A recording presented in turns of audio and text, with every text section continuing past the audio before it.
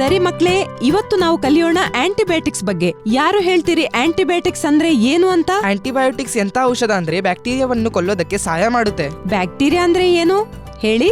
Bacteria ಅಂದ್ರೆ ಒಂದು ಕೀಟಾಣು, ಅದು ನಮ್ಗೆ ರೋಗ ತರುತ್ತೆ. ಆಂಟಿಬಯೋಟಿಕ್ ರೆಸಿಸ್ಟೆನ್ಸ್ ಅಂದ್ರೆ ಏನು? ಬ್ಯಾಕ್ಟೀರಿಯಾದ ಮೇಲೆ ಆಂಟಿಬಯೋಟಿಕ್ ಪರಿಣಾಮ ಬೀರಿಲ್ಲ ಅಂದ್ರೆ ಆಂಟಿಬಯೋಟಿಕ್ ರೆಸಿಸ್ಟೆನ್ಸ್ ಅಂತೀವಿ. ಬ್ಯಾಕ್ಟೀರಿಯಾದ ಮೇಲೆ ಆಂಟಿಬಯೋಟಿಕ್ಸ್ ನ ಪ್ರಭಾವ ಇರೋದಕ್ಕಾಗಿ ನಾವು ಏನ್ ಮಾಡ್ಬೇಕು? ಡಾಕ್ಟರ್ ಸಲಹೆ ಇಲ್ಲದೆ ಆಂಟಿಬಯೋಟಿಕ್ಸ್ ತಗೋಬಾರ್ದು ಮತ್ತು ನಮ್ಮ ಚಿಕಿತ್ಸೆಯನ್ನು ನಾವೇ ಮಾಡಬಾರ್ದು.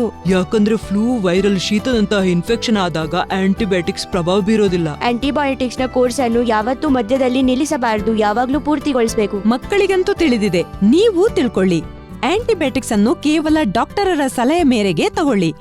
ಯಾವ ಆಂಟಿಬಯೋಟಿಕ್ ಸ್ಟ್ರಿಪ್ ಮೇಲೆ ಕೆಂಪು ಗೆರೆ ಇದೆಯೋ ಅವುಗಳನ್ನು ಡಾಕ್ಟರ ಸಲಹೆ ಇಲ್ಲದೆ ಖಂಡಿತ ತಗೋಬೇಡಿ.